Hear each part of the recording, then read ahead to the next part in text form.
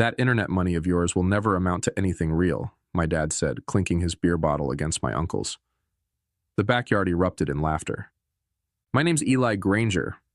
I'm 27, and for the past 6 years, I've been building blockchain solutions from my cramped one-bedroom apartment in Tulsa. Not that my family understood, or tried to. Every reunion was the same script. Polite questions about when I'd get a real job, followed by crypto jokes that stopped being funny years ago. I smiled and nodded, the way I always did. Let them laugh. The notification I'd received yesterday was still burning a hole in my pocket. The European firm's final acquisition offer. $27.5 million for my optimization. Protocol. 6 years of 18-hour days, ramen dinners, and learning from every failure had led to this moment. You know, son, my dad continued, lowering his voice so only I could hear, Derek says they're always hiring at the dealership. Good benefits, too. I took another sip of my beer and watched my brother-in-law Derek across the yard, showing off his new watch, commission from selling luxury cars. He caught my eye and gave me that same sympathetic look he always did. While I was driving home that night, my phone buzzed. A text from my sister Jessica. Don't mind Dad. He just worries about you. I tossed the phone onto the passenger seat without responding. What they didn't know wouldn't hurt them. Not yet, anyway. When I got home, I checked my laptop one more time. The wire transfer was pending. By Monday morning, I'd have more money than everyone at that barbecue combined. I closed the laptop and stared out the window. For the first time in years, I felt something close to peace. I taught myself to code when I was 14, hunched over a second-hand laptop my mom bought at a garage sale. I'd stay up until 3 in the morning, learning everything I could. My parents thought it was just a phase, like my brief obsession with astronomy or skateboarding. He'll grow out of it, they'd say when relatives asked what I was doing locked in my room all day. But I didn't grow out of it. I graduated high school, got a partial scholarship to state college, and majored in computer science. Everyone expected me to follow the usual path. Internship, entry-level coding job, slow, climb up the corporate ladder. Instead, I dropped out in my junior year when I saw the potential in blockchain technology. My dad didn't speak to me for 3 months. My mom cried. Jessica tried to mediate, but eventually stopped defending my choices at family gatherings. I just don't understand why you'd throw away a degree, my dad had said when he finally started talking to me again. Your grandfather worked in the oil fields for 40 years so his kids could go to college. I tried explaining once, talked about decentralized finance, about cutting out middlemen, about the future of secure transactions. Their eyes glazed over within minutes, so I retreated to my apartment and focused on building. While friends got married, bought houses, and posted vacation photos, I lived on energy drinks and takeout, solving complex problems and creating efficiencies no one had thought of before. The first sign that things were changing came 8 months ago. I'd published a white paper on a new blockchain protocol, and 3 days later, my inbox was flooded with messages from venture capitalists. One of them, Allison from Vertex Capital, asked for a meeting. Your optimization algorithm is groundbreaking, she said over video call. Have you considered what this could be worth? I hadn't. I was just solving a problem that interested me. 3 weeks after that call, I received my first acquisition offer, $3 million. I turned it down. 6 weeks later, $8 million. I turned that down too. Jessica called around that time. Dad's having some health issues, she said. Nothing serious yet, but he might need surgery later this year. I asked if they needed money. She hesitated before saying they'd figure it out.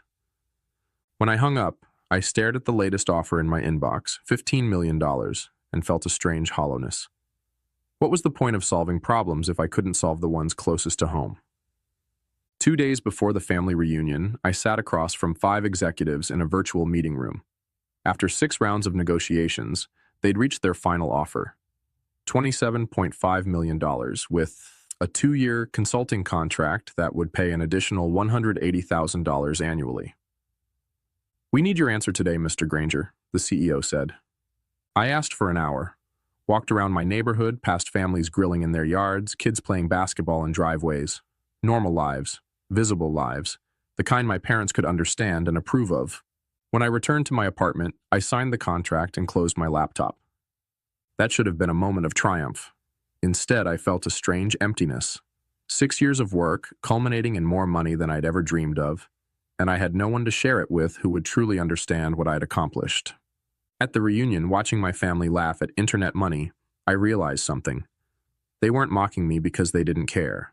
They were doing it because they couldn't see what I saw. They lived in a world where success looked like Derek's commission watch or my cousin Kyle's management position. I thought about telling them, considered pulling out my phone and showing them the pending transfer. But as my dad passed me another beer and clapped me on the shoulder with that mixture of affection and disappointment, I decided against it. This wasn't about proving them wrong anymore. This was about something else entirely, something I was just beginning to understand. On the drive home, I pulled over at a scenic overlook above the city. The lights of Tulsa sprawled beneath me like a circuit board. I made a decision right there. I'd do things differently. No announcement, no revenge, no "I told you so." Instead, I opened my banking app and set up a new private account. Then I made a list of names: my parents, Jessica, her daughter Emma, my uncle Frank, who'd lost his job last year. Even Derek. I knew exactly what I was going to do, and none of them would ever know it was me.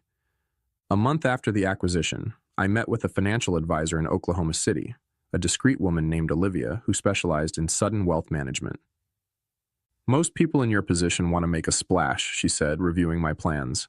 "Buy a mansion, a supercar, show everyone they've made it." "That's not me," I replied.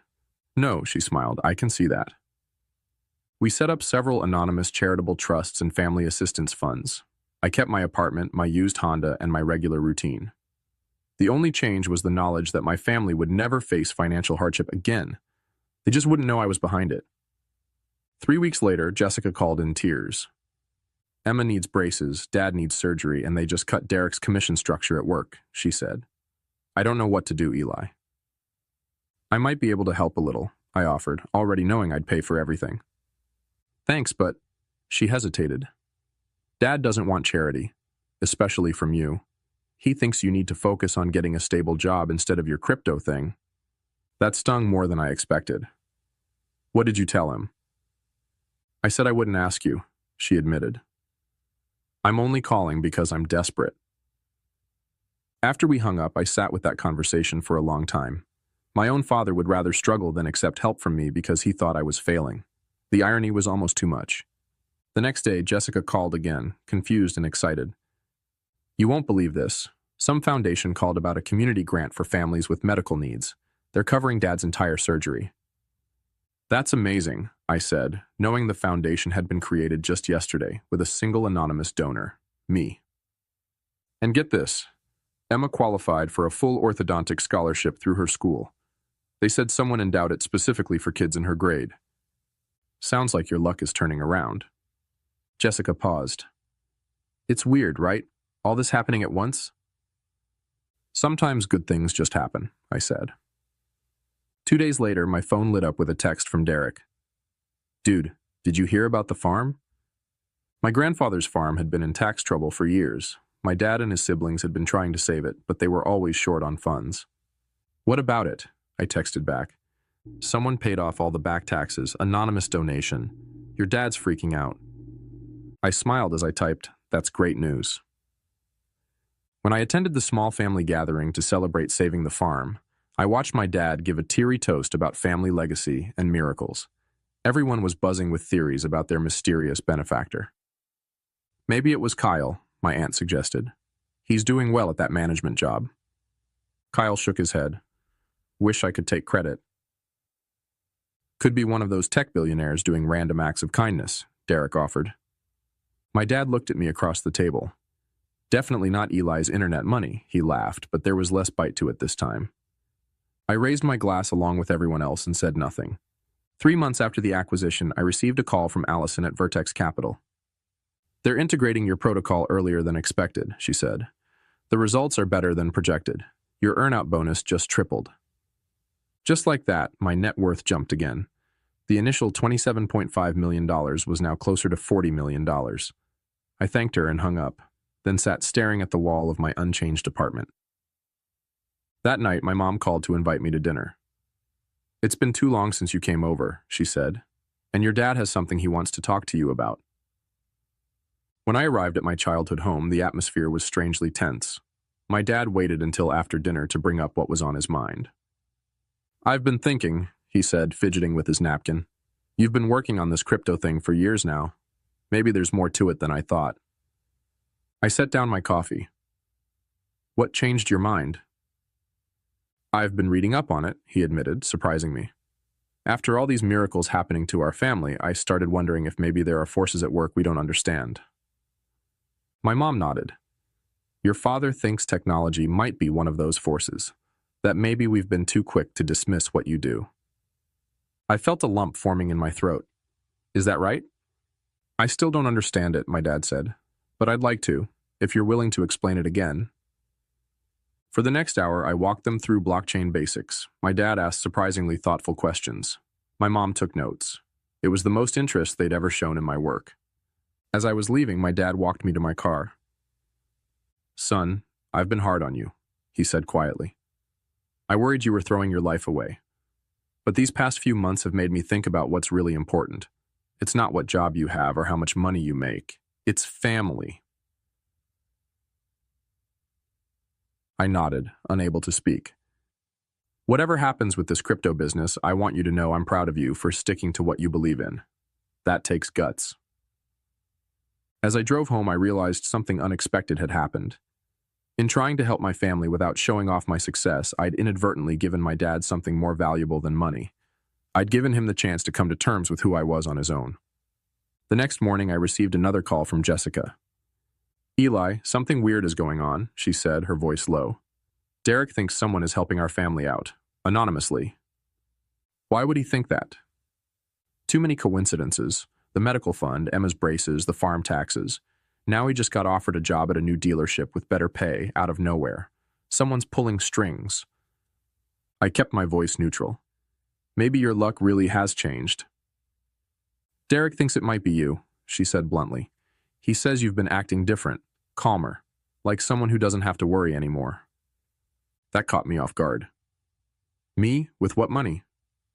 "That's what I said," Jessica laughed, "unless your internet money finally paid off." I changed the subject, but after we hung up, I realized I'd underestimated Derek. He might sell cars for a living, but he knew how to read people. For the first time, I wondered if staying anonymous was the right approach after all. 5 months after signing the acquisition deal, I met with Olivia again to assess my financial strategy. "The anonymous approach is working well," she said, "but there's a problem with sustainable giving. Your family is starting to notice the pattern." I nodded. "My brother-in-law is suspicious." "You have options," Olivia explained. "Continue anonymously with more space between gifts, create a formal family trust with stipulations about privacy, or simply tell them the truth." I didn't answer immediately. Each path had merits. "What's holding you back from telling them?" she asked gently. "I'm not sure," I admitted. "At first, I didn't want to rub it in their faces. Now, I think I'm afraid it might change everything." "Money often does," she agreed. After careful consideration, I decided on a middle path. I would create a family trust, but reveal my role gradually, starting with the one person I trusted most to handle the information responsibly. The next day, I invited Jessica to meet me at a coffee shop downtown. "You're scaring me," she said when she arrived. "You never ask to meet like this." I slid a folder across the table. "I need you to look at this." She opened it and frowned at the legal documents inside. "What am I looking at?" "It's a trust fund for Emma's education, fully funded." Jessica's eyes widened as she flipped through the pages. "This is millions of dollars. Eli, what did you do? Sell drugs?" "No," I laughed. "Remember my blockchain project? The one everyone joked about?" Understanding dawned on her face. "You sold it." I nodded. 5 months ago, for $27.5 million. Jessica's coffee cup froze halfway to her mouth. "Say that again." I explained everything. The acquisition, the consulting contract, the anonymous gifts. By the time I finished, Jessica was shaking her head in disbelief. "So all this time, while Dad was offering to get you a real job..." "I was trying to figure out how to help everyone without making it about me," I said. "You're unbelievable," she said, but she was smiling. "Why tell me now?" I need your help. I'm setting up a larger family trust, but I don't want to announce it like some grand gesture. I'd rather everyone understand what the money is for and where it came from before they know how much there is. Jessica reached across the table and squeezed my hand. You always were the quiet, complicated one. Over the next few weeks, Jessica helped me lay the groundwork. She casually mentioned articles about blockchain success stories to our parents. She asked Derek to explain cryptocurrency at dinner one night, giving me an opportunity to add insights that made my dad look at me differently. We arranged a family financial planning session under the pretense of discussing the farm's future. I brought in an advisor, not Olivia, but someone who could speak generally about trusts and estate planning. The pieces were falling into place. My family was slowly beginning to see cryptocurrency as legitimate, and me as someone who might actually know what he was talking about. The final phase of my plan came together when Jessica mentioned that Emma's middle school was hosting a career day. Would you come speak about being a developer? She asked, giving me a meaningful look. It was the perfect opportunity. Career day at Emma's school fell exactly 6 months after I'd signed the acquisition deal. Jessica had arranged for my parents to attend to support Emma. Derek came too, curious about what I might say. I stood before a classroom of 12-year-olds and their parents and began simply. 6 years ago, I dropped out of college to work on something nobody in my family understood. They thought I was making a mistake. I glanced at my parents. They worried about me. The students looked bored, but the adults were listening. I was developing a blockchain protocol, a way to make cryptocurrency transactions faster and more secure. Most days, I wasn't sure if it would work. I ate a lot of ramen. I missed family events to debug code. People made jokes about my internet money. A few kids snickered. I smiled. 6 months ago, I sold my company for $27.5 million. The room went completely silent.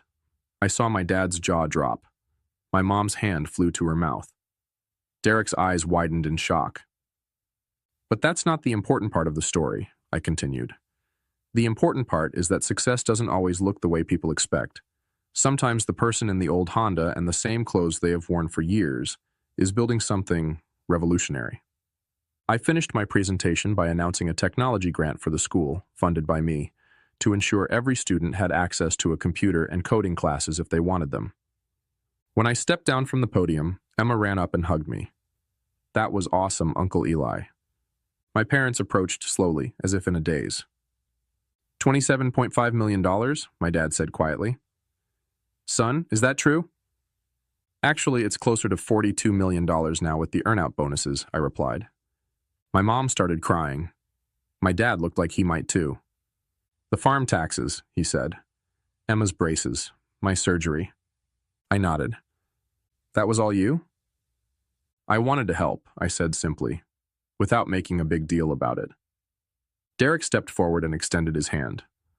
I knew something was up, didn't guess it was this. He shook his head, laughing. Man, I've been offering you car dealership jobs. They were good offers, I said, shaking his hand. Just not my path. 2 weeks after career day, I helped my parents move into their new house, a modest but comfortable place closer to Jessica and Emma, with no stairs to challenge my dad's knee after his surgery. I'd bought it through the family trust, with their full knowledge this time.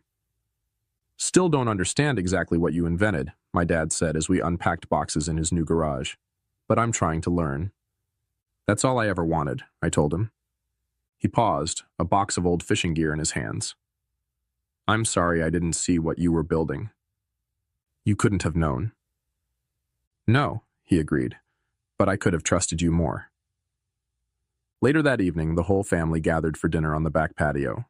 Derek was talking excitedly about the coding classes he'd signed up for. Never too late to learn new skills, he said. Jessica had quit her stressful accounting job to start her own practice with seed funding from me. She was already helping other families navigate financial challenges.